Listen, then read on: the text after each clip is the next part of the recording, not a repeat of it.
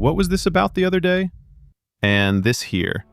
Yeah, we were told about 1,000,000 times all over social media that this does not equal this. Yeah, we knew that already. Thank you for the explanation we didn't need. However, we also know that symbols and signs rarely have one single meaning. They change shapes, cross borders and cultures, influence nations, carry meanings and messages, morph, disappear, and reappear. Things can be both harmless and sinister at the same time. So in this video, I decided to take a closer look into some of the symbols and signs Erika displayed at Charlie Kirk's commemoration, and explore the many layers of possible meanings and different interpretations for them. Also, I was curious about how she came to have an interest in such things in the first place. She's a young, beautiful woman, and in my modest experience, women in that category usually do not show interest in things of this nature. For this reason, I looked into her family background, trying to understand what shaped her as a person, and also what set her on the path of meeting Charlie when she did. Basically, I tried to find an answer to the question, who actually is Erika Kirk? I found some interesting things. So, let's dive into it.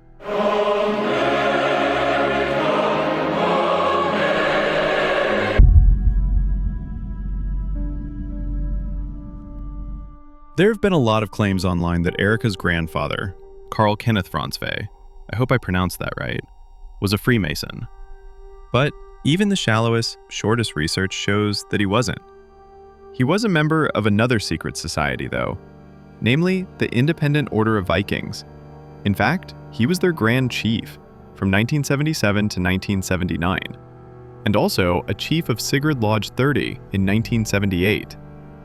He was also knighted by King Carl XVI Gustaf of Sweden for promoting Swedish-American relations. But I couldn't find the exact date when that event took place, or even an official confirmation that it even happened. But I did find it in multiple sources claiming that it did happen, so I decided to believe it. I couldn't find in what order he was knighted and what title he received, so there's a slight chance still that he did join the Freemasons, because there are some Swedish knight orders that are constituted mostly of Freemasons. So I'll allow some possibility that he was still a Mason. Some people, YouTubers, seem to want this to be true. People seem to need him to be a Freemason. This Viking thing seems too harmless, and talk about Freemasons brings more views. Any surface source that is allowed to pop up on Google search, and every AI LLM claims that these Vikings are not connected to Freemasons in any way, and that they are completely separate from each other.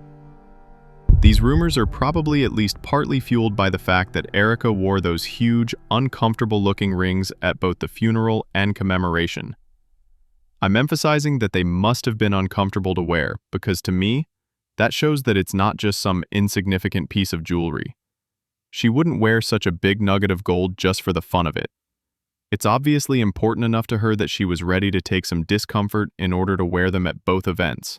And it seems obvious to me that she was really trying to show them off. And what is on the rings?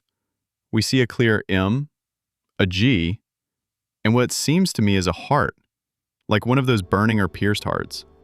G is the first one we have to comment on, obviously, as it reminds us of the famous Masonic G, presumably a symbol for God or geometry or both. But the font is not the usual one we see on Masonic rings. This one is much more modern. Some claim online that it's just an initial of her and Charlie's kid, Gigi. That's a supposed nickname of one of their children. This would help explain the M too, because that could then be the initial of their other child, to whom we still don't know the name. It hasn't been publicly disclosed. So it could be something with M. Maybe. I spent way too much time researching about this Viking LARPing society, and I didn't even find that much. Maybe that just made me more curious. I'm not even mad at them for keeping things private. Always someone like me snooping around for no reason. They seem to be chill with the world. These are the types of videos they post on their Facebook. Dancing, playing basketball. Now that I mentioned basketball, I can see they don't accept people who might beat them at it. Dance floor is twerk free too.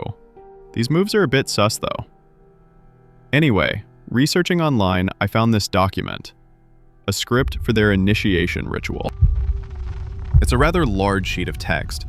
I'll put the link in the description under the video so you can read it yourself if you want to. I'm going to read just the part with the oath itself here. So the vice chieftain reads it, and the initiates repeat after him. I, add your name, promise and swear, on my word of honor, and by the ancient sword of Odin, that I will not reveal to anyone who is not entitled thereto any of the secret signs, passwords, signals, or ceremonies of this order, nor anything in whatsoever form which may transpire within any lodge of which I may be a member or which I may visit.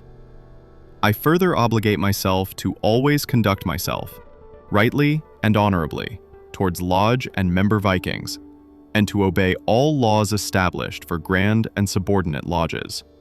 If I violate this my solemn oath and promise, I agree to be expelled from this lodge and order. So, the punishment for breaking the oath is just expulsion from the lodge and the order. Doesn't seem too harsh. Maybe that's why we have access to this document in the first place. Even though the oath itself is showing great concern about information leakage, they're not all that secret after all. However, they are secretive.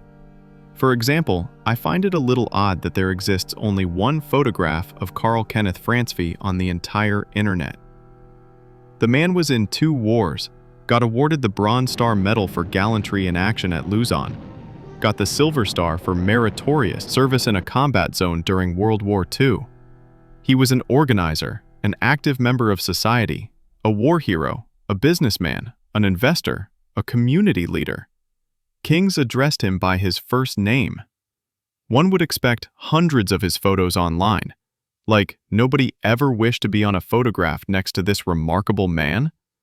So obviously, he didn't want his photo taken and posted anywhere, or it was scrubbed off of the internet at some point. This one that does exist is so heavily retouched he probably looked nothing like this. So, why did he do all that? Or whoever did it, why?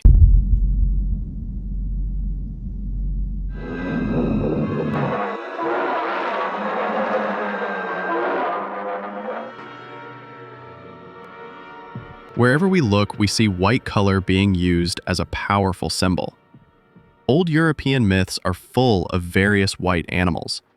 Many of them had magical powers. Actually, there's not one mythologically interesting animal, not one creature compelling enough to be woven into our mythologies that doesn't have its white version.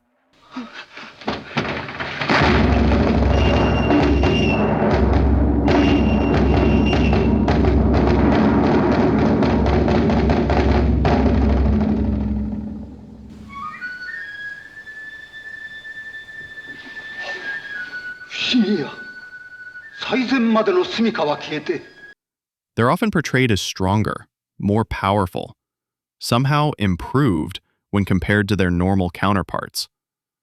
White widow spiders, white foxes, the white buffalo, a whole parade of white horses, white maidens of the forests. White is used to represent death and life equally, sometimes within the same culture at the same time. It's the color of nothingness, the emptiness of death, the endless void. But at the same time, it's a new beginning, new light, new life, the afterlife. Returning white Gandalf, powerful after death. The new bride in her white gown. Care for a little necrophilia? In Norse mythology, Hel is the queen of the realm of the dead. She mostly wears white. In that system of belief, every single person who dies from an illness, old age, or is in some way considered a coward or dishonorable by the gods and goddesses will end up in her realm, called Helheim. This, in relation to the Viking Age, meant that if you didn't die in battle, you would simply just go to hell. White represents either a profound lack of meaning or an overwhelming excess of it. Too much to comprehend, too little to grasp. It's both appealing and a source of absolute dread. You're to look for a white whale. The white whale is unreadable. That's It's What I Have for now. Thank you for watching. I'll see you in the next one.